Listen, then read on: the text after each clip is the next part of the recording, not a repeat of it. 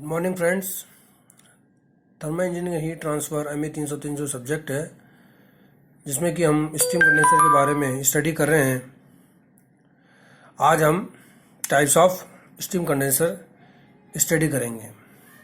जैसे कि हमने लास्ट टर्न पर स्टडी किया था कि जो जेट कंडेंसर होते हैं वो तीन प्रकार के होते हैं: parallel flow, low level jet condenser, counter flow, high level and ejector type. तो उसमें सबसे पहले हम parallel flow low level jet condenser के बारे में स्टडी करते हैं।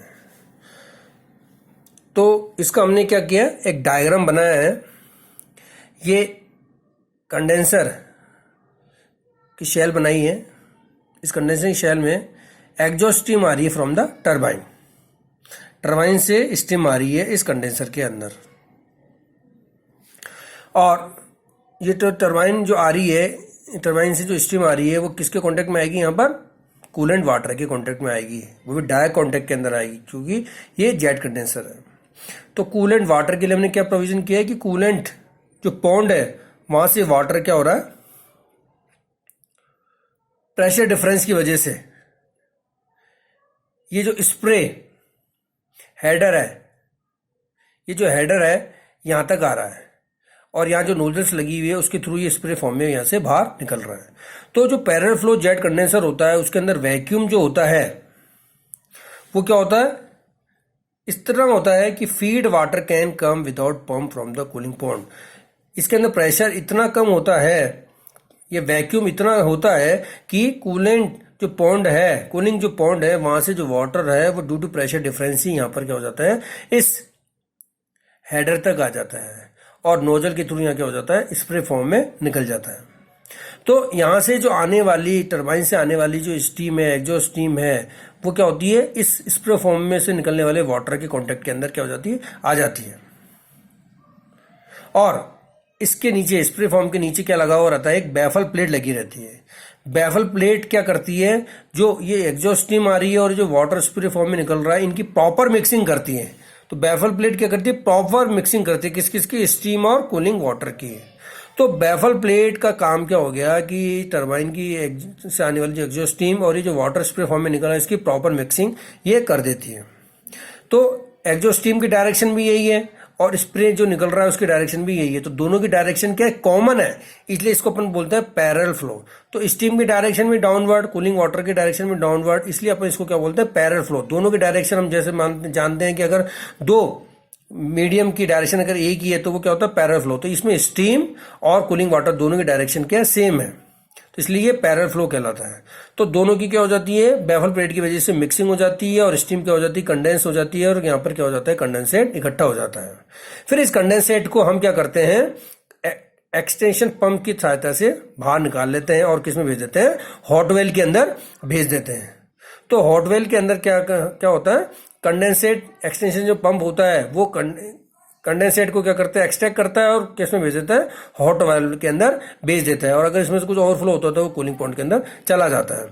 तो जो पैरेलल फ्लो जो लो लेवल जेट कंडेंसर है, अगर इसका डायग्राम अगर हमको क्लियर है किस तरह से बनेगा तो हमको इसको इजीली क्या कर सकते हैं, एक्सप्लेन कर सकते हैं। तो इसका मेन पॉइंट एक तो ये है कि जो इसमें जो स्टीम आती है और जो क्या कहते हैं कूलिंग वाटर, उन दोनों की डायरेक्शन जो क्या है, एक ही डायरेक्शन के अंदर में जाकर के वो मिलते हैं, इसलिए इसको पैरेलल फ्लो बोलते हैं। दूसरी बात कि इसके अंदर वैक्यूम इतना होता है कि जो है ना, कोई हमको पंप लगाने की आवश्यकता नहीं होती, फीड वाटर पंप कोई हमको पंप लगाने की आवश्यकता नहीं होती।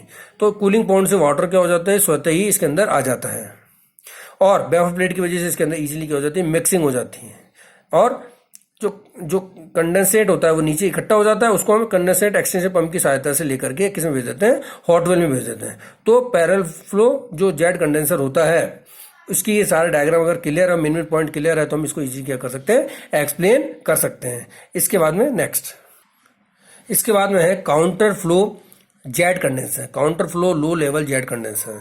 तो parallel flow low level jet condenser और counter flow low level jet condenser में फर्क यही है कि जो इसके अंदर जो कंडेंसर शेल है, इसके अंदर स्टीम जो होती है वो नीचे से ऊपर की तरफ फ्लो हो रही है, डाउनवर्ड से अपवर्ड की तरफ फ्लो हो रही है। देखिए एग्जॉस्ट स्टीम जो टरबाइन से आने वाली एग्जॉस्ट स्टीम है यहाँ से एंटर कर रही है, और एयर सक्शन पंप इसमें ऊपर की तरफ लगा रहता है। टॉप साइड के अंदर क्या लगा रहता है, एयर सक्शन पंप लगा रहता है, स्टीम सक्शन पंप लगा रहता है।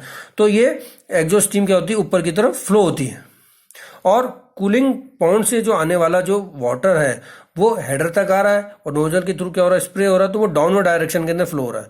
तो स्टीम तो ऊपर की तरफ जा रही है, स्टीम तो ऊपर की तरफ जा रही है, और जो कूलिंग वाटर है वो नीचे की तरफ क्या हो रहा है, स्प्रे हो रहा है। तो दोनों की डायरेक्शन क्या हो गई, अपोजिट हो गई। इस वजह से इसको अपन क्या बोलते हैं, काउंटर फ्लो जेट कंडेंसर बोलते हैं। काउंटर फ्लो इसको हम बोलते हैं, और दोनों की प्रॉपर मिक्सिंग हो रही है, इसलिए इसको जेट कंडेंसर है, तो काउंटर फ्लो जेट कंडेंसर हो गया ये। तो पैराफ्लो की भांति इसमें भी क्या होता है, बस स्टीम क्या हो रही है, अपोजिट डायरेक्शन के अंदर फ्लो हो रही है, किसके, कूलिंग वाटर के।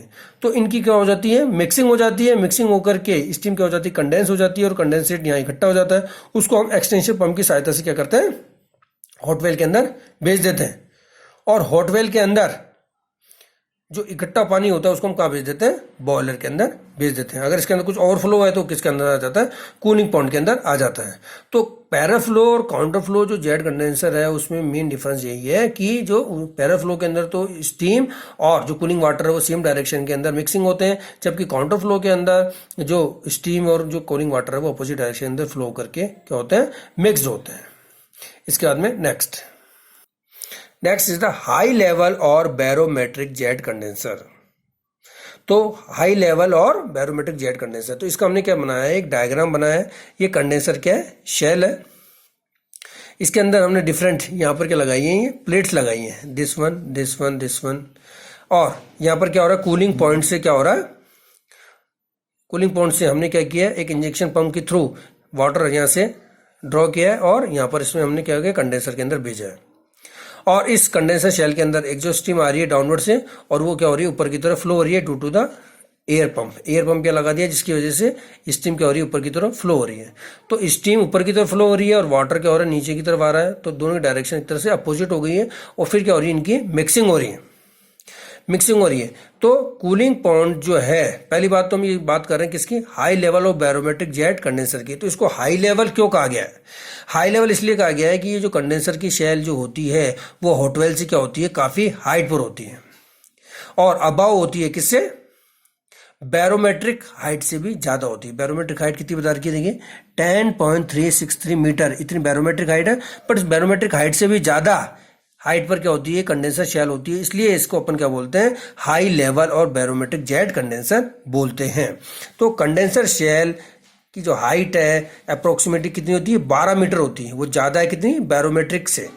तो बैरोमेट्रिक तो कितनी है, 10.363 मीटर, बट इसकी जो हाइट है, कंडेंसर शेल की जो हाइट है वो इससे भी ज्यादा है, कितनी है, 12 मीटर है, 12 मीटर है। तो ये 12 मीटर है और ये 10.363 मीटर, तो ये इससे क्या हो गई, ज्यादा हो गई, इसलिए इसको अपन क्या बोलते हैं, हाई लेवल, क्या बोलते हैं, हाई लेवल और बैरोमेट्रिक जेट कंडेंसर बोलते हैं। तो इतनी हाइट होने की वजह से इसके अंदर क्या होता है, वैक्यूम इतना सफिशिएंट नहीं हो पाता है कि कूलिंग पॉइंट से जो वाटर है वो विदाउट इंजेक्शन पंप की क्या हो जाए, इजीली आ जाए। तो इसलिए हमको क्या करना पड़ता है, इसमें वैक्यूम इतना सफिशिएंट नहीं हो पाता है, इसलिए हम क्या करते हैं इसके अंदर, तो इसके अंदर जो वैक्यूम है इतना सफिशिएंट नहीं हो पाता है कि जो इंजेक्शन पंप है उसके बिना ही वो क्या हो जाए, कूलेंट से वाटर आ जाए। तो इसलिए हमको क्या लगाना पड़ता है, यहाँ पर इंजेक्शन पंप लगाना पड़ता है। जो इंजेक्शन पंप होता है वो क्या करता है, कूलिंग पॉइंट से वाटर को सक करता है और इस कंडेंसर शेल के अंदर भेजता है।